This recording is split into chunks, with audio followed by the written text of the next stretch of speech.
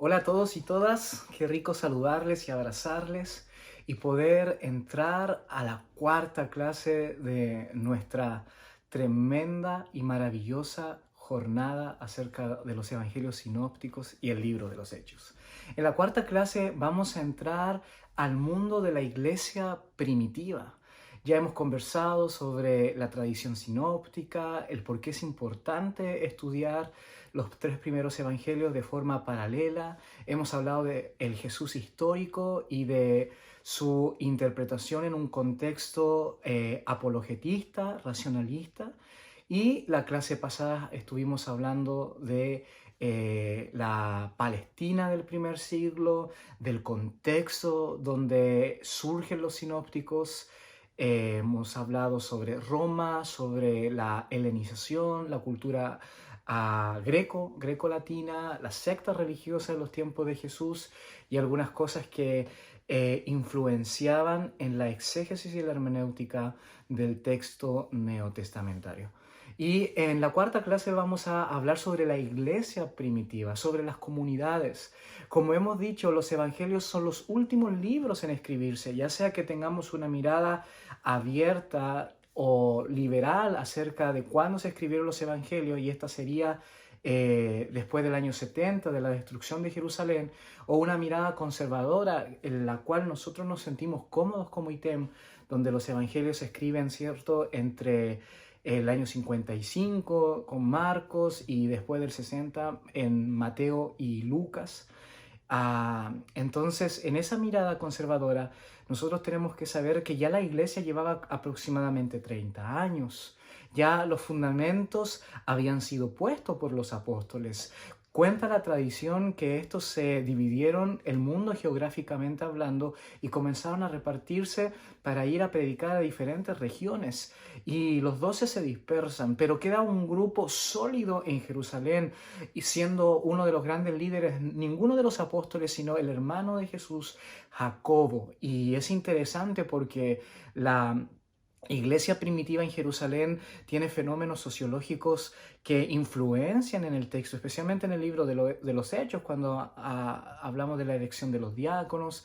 Después la fortaleza de la iglesia se va un poco hacia el norte, hacia Antioquía, y Antioquía se transforma en una iglesia figurativa, en una iglesia de ejemplo para las demás comunidades de fe, dado que es una iglesia muy misionera, la iglesia donde tiene su catequesis o su discipulado el apóstol Pablo, donde vemos a líderes fuertes que guiados por el Espíritu Santo, comienzan a tener una fuerte evangelización hacia el Asia Menor. Después la iglesia, después de la destrucción de Jerusalén y los problemas que comienzan a haber en Antioquía, se va hacia el oeste, hacia el Asia Menor, siendo la ciudad de Éfeso la fortaleza de la iglesia. Y obviamente en el posterior de los casos, la iglesia se fortalece en el norte de África, en Alejandría, para en los tiempos, ¿cierto?, del siglo II, siglo III y IV, Roma ocupar un lugar de prioridad. Y obviamente después de la destrucción de Roma por los bárbaros, Constantinopla.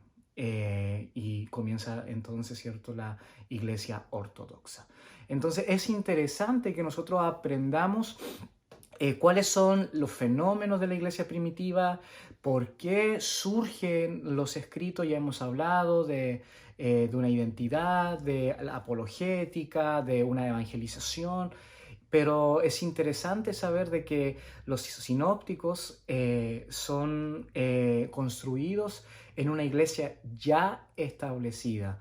Por lo tanto, la interpretación que se le da a los evangelios sinópticos son interpretaciones que nacen de una base ya doctrinal y dogmática que tienen las comunidades primitivas los tiempos de los apóstoles. Así que vamos a tener lecturas interesantes, vamos a ver mucho acerca de cómo se desarrolló la iglesia primitiva, en qué afectó la tradición hebrea de donde nace el evangelio. Vamos a darnos cuenta de que el evangelio no tiene que ver con un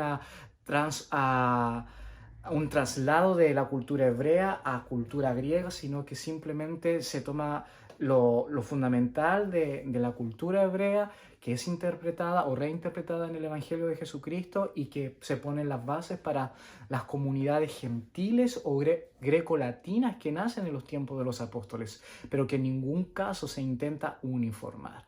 Entonces, va a ser muy, pero muy interesante, especialmente para nuestra lectura del día de hoy, porque muchas veces los pastores o los predicadores queremos que nuestras iglesias sean hebreas, ¿no? Que sean judaicas, que canten canciones del monte de Sión, pero nuestro deber como exégeta y hermeneutas de la palabra es poder trasladar a través de los filtros el evangelio que nace en una cultura específica para que pueda vivirse en la cultura del siglo XXI en el tiempo del día de hoy. Entonces, les animo, si no han podido dar las pruebas cortas o los foros, todavía tienen tiempo de poder ponerse al día con los que vienen, con las pruebas que vienen, tranquilos. Nadie dijo que esto iba a ser fácil, pero con el Señor todo es posible. Así que no se desanimen, a manos arriba y que Dios les bendiga. Muchas gracias y nos vemos el próximo viernes en la clase número 4 acerca de lo que ha sido y representa la iglesia primitiva. Muchas gracias.